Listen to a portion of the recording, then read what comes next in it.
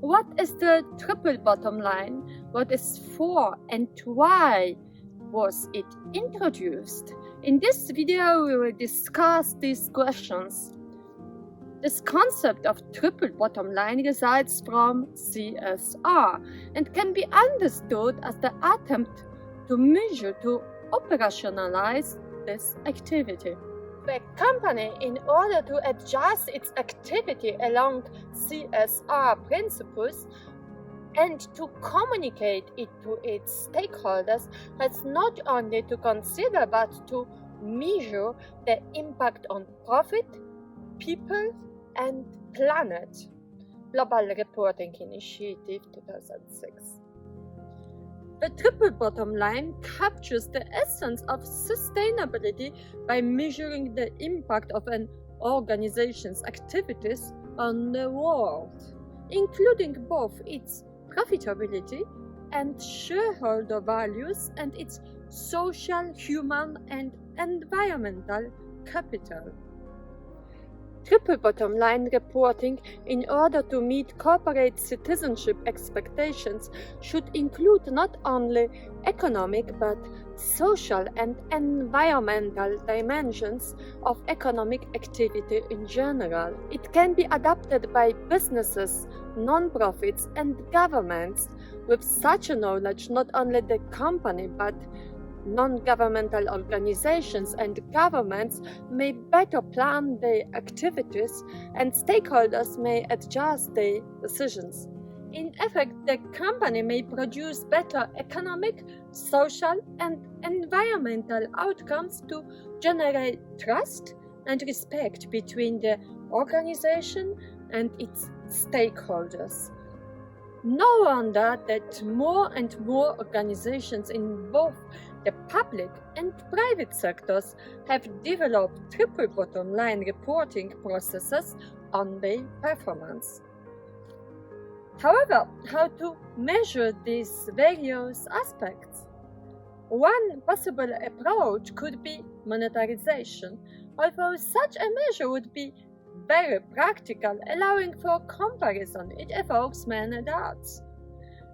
Firstly, is the question how to monetize. Find a price, for instance, for devastated forest, or how to calculate the price of inequality. Also, within ecological and social categories, there can be a question whether child labor or sexual harassment are compatible. Within ecological questions, is CO2 emission worse than water pollution?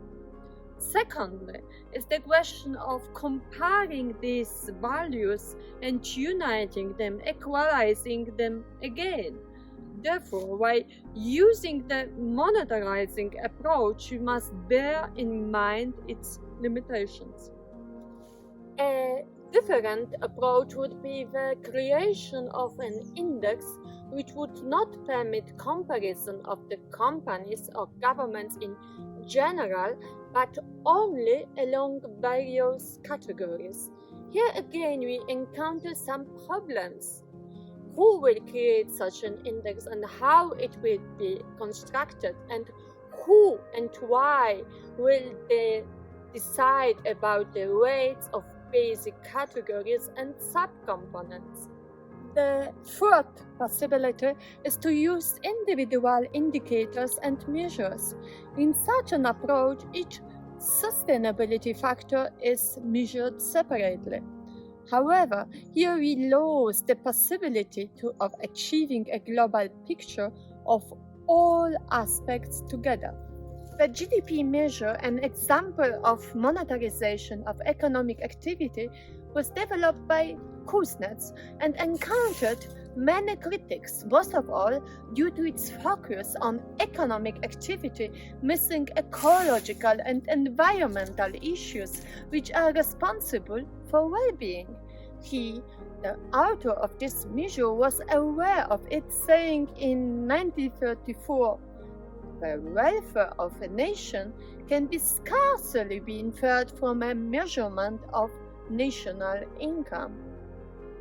Many of these reasons and paradoxes you have already learned during the basic course of economics, like lack of inclusions of much necessary work-like caring services provided in households for free, the qualitative measures, social like unemployment inequality, and at the same time inclusion of many elements which reduce well-being like waste, weapon export, etc.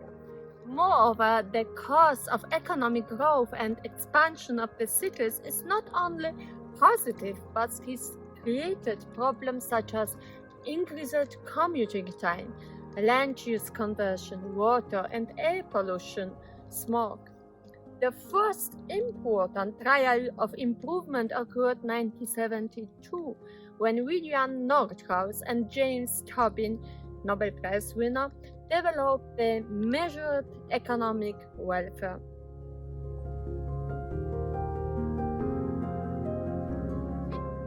The ecological economist Herman Daly and theologian John Cobb continued this work and made an important contribution to develop alternative national income accounting systems which would address these deficiencies and measure sustainable economic welfare.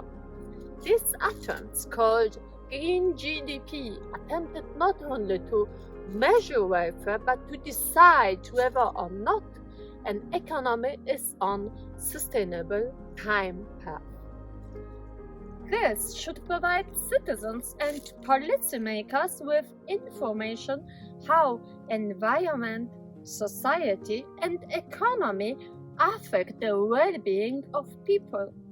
The practical effect was the Index of Sustainable Economic Welfare, which is used in Austria, Chile, Germany, Italy, the Netherlands, Scotland, Sweden, and United Kingdom. The public policy think tank Redefining Progress built upon the work and led to creation of the Genuine Progress Indicator GPI in 1995, which was preferred by United States and Australia and is built of 25 variables that encompass economic, social, and environmental factors which are converted into monetary units and summed into a single dollar-denominated measure. One of its variants is the Maryland Genuine Progress Indicator, which is a resource to indicate quality of life and a first step in building a quality of life dashboard for the state.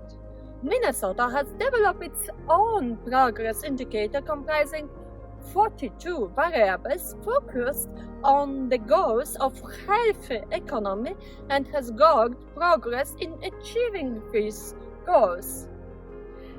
GPI considers three major elements which are referred to as TPL: people, profit, and planet, and include in particular account for income inequality. Second, non-market benefits from the economy, environment, and society that are not included in gross domestic product (GDP). And identify and deduct costs such as environmental degradation, human health effects, and loss of leisure time. Below you will find an example of GPI 2.0. Similar attempts to capture all three aspects of well-being in evaluating of business activity were developed by Elkington, 1998. TPL accounting similarly captures these three aspects. Here is an example from Cascade Engineering. Economic: amount of taxes paid. Social: average hours of training employee from welfare to career retention, charitable contributions. Environmental: safety incident rate plus restricted workday rate, $6 per kilowatt hours, greenhouse gas emissions, use of post-consumer and industrial recycled material, water consumptions, amount of waste to landfill. Non-governmental organizations may also use such a model, which will vary, of course, according to its character. Food and agriculture economic explore new economic models that support sustainable food and agriculture while raising public awareness of the value of organic and biodynamic farming. Ecological stewardship environmental provide funding to organizations and projects devoted to sustaining, regenerating, and preserving the earth ecosystems, especially integrated systems-based and culturally relevant approaches. Fourth, education and arts, social, fund education, and arts projects that are holistic and therapeutic. Similarly, various regions measure environmental quality, which may include waste, energy consumption, alternative fuel usage, water consumption, air quality, toxic leaks, inventory, air pollution, built environment with projects, land use and natural habitat, transportation, public transport.